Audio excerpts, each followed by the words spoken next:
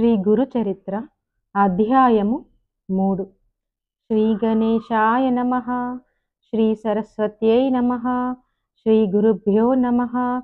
ప్రస్తావన: సద్గురు కృప కలుగుతున్నట్టు గుర్తు నామధారకునికి వలె గురు మహిమను గురించి తెలుసుకోవాలన్న జిజ్ఞాస అంతకంతకు అధికమవడం ఇదే నిజమైన భక్తికి చిహ్నము.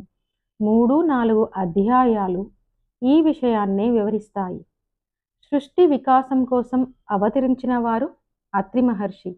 ఆ కార్యాన్ని నెరవేర్చడానికి తనను తాను దత్తం చేసుకున్న పరమేశ్వరుడే దత్తాత్రేయుడు.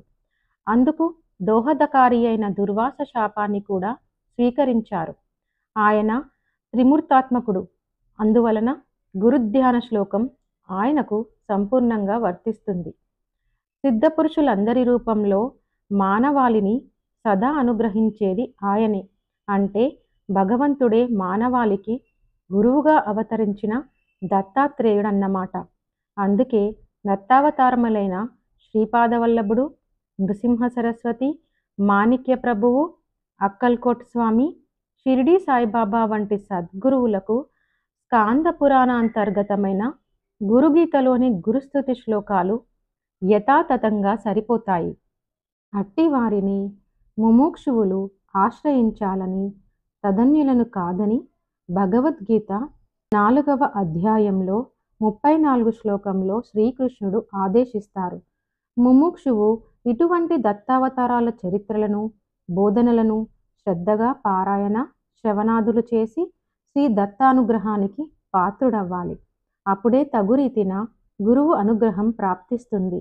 అందుకే సాయినాథుడు తన భక్తుడైన కుశభావు చేత శ్రీ గురు చరిత్ర 108 సార్లు పారాయణ చేయించారు. ఆ తర్వాతనే అతడు పూర్ణ దత్తావతారమైన సాయినాథుని అనుగ్రహానికి పాత్రుడు కాగలిగినాడు. కథారంభము: నామధారకుడు నమస్కరించి, ఓ సిద్ధముని, మీరు నా సందేహాలన్నీ తొలగించారు. నాకు గురువు యొక్క యథార్థతత్వం తెలిసింది.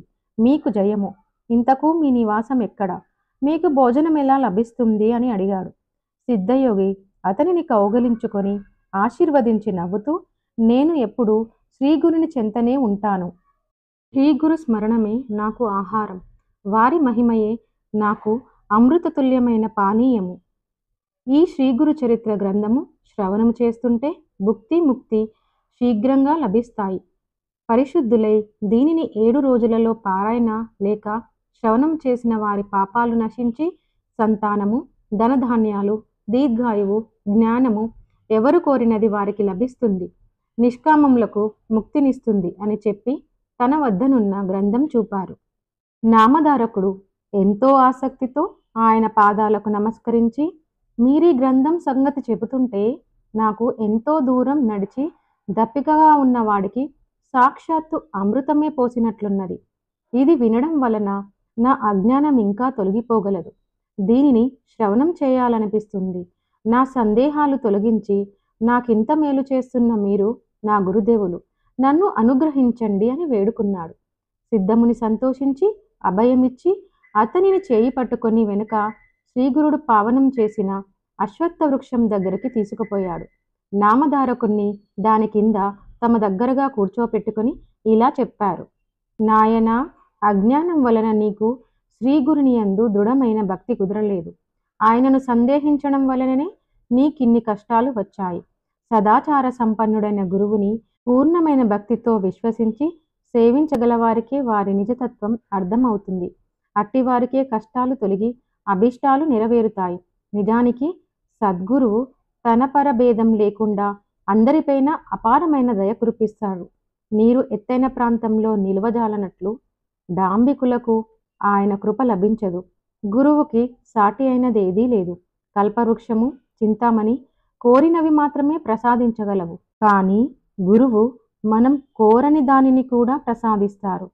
ఆయన స్పర్శ దీక్షతోనే మనకు ప్రపంచమంతా బ్రహ్మమయంగా దర్శింపచేస్తారు. ఆయననే శంకించే వారికి ఆయనేమి చేయగలడు? తనను సంపూర్ణ విశ్వాసంతో సేవించే వారి వెంటనంటి కాపాడడమే ఆయన ధర్మం. కానీ పామరులు కష్టం వచ్చినప్పుడు ఎవరో చెప్పగా ఆయనను సేవిస్తారు. కానీ శ్రద్ధా విశ్వాసాలతో సరి అయిన పద్ధతిలో సేవించరు. కనుకనే కొందరి అభీష్టాలు నెరవేరవు. అప్పుడు వారు తమకు గురువేమీ చేయలేదని ఆయనను నిందిస్తారు. నామధారకుడు ఆయనకు నమస్కరించి, స్వామి, నాకు శ్రీగురుని లీలలు వినిపించి కృతార్థుణ్ణి చేయండి. శ్రీగురుడు త్రిమూర్తాత్మకమైన భగవంతుడంటిరి కదా, ఆయన మొదట అలా ఎందుకు అవతరించారో సెలవయ్యండి అని వేడుకున్నాడు. సిద్ధముని సంతోషించి, శ్రీగురుని పట్ల నీకిట్టి శ్రద్ధ కలగడం ఎంతో శుభసూచకం. ఇంతవరకు శ్రీగురుని లీలలు గురించి ఇంత ప్రీతితో ఎవరూ అడగనే లేదు. ముముక్షువులకు మాత్రమే ఇట్టి అభిరుచి కలుగుతుంది. నీకు తప్పక పురుషార్థాలు ప్రాప్తిస్తాయి. నీ శ్రద్ధ నాకెంతో ఆనందాన్ని కలిగిస్తుంది. నీవు అడిగినది చెబుతాను, శ్రద్ధగా విను.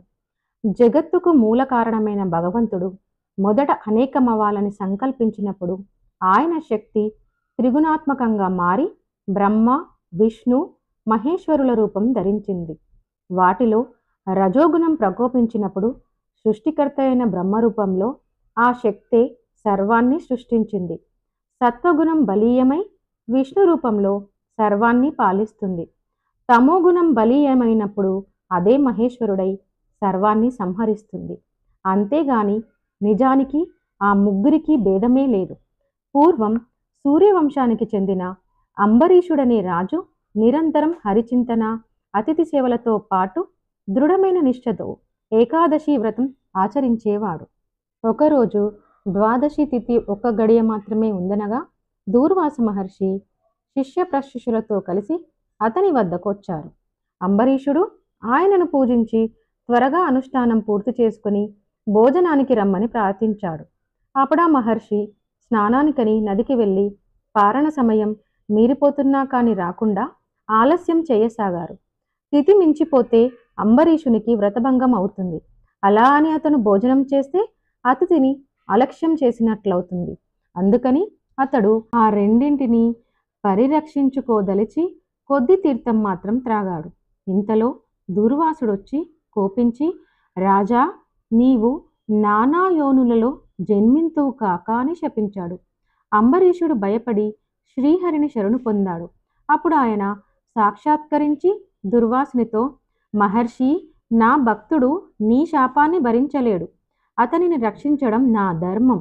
ఆయన మహర్షులైన మీ శాపం వ్యర్థం కాకూడదు. కనుక ఆ శాపాన్ని నాకు వర్తింపచేయు అన్నారు.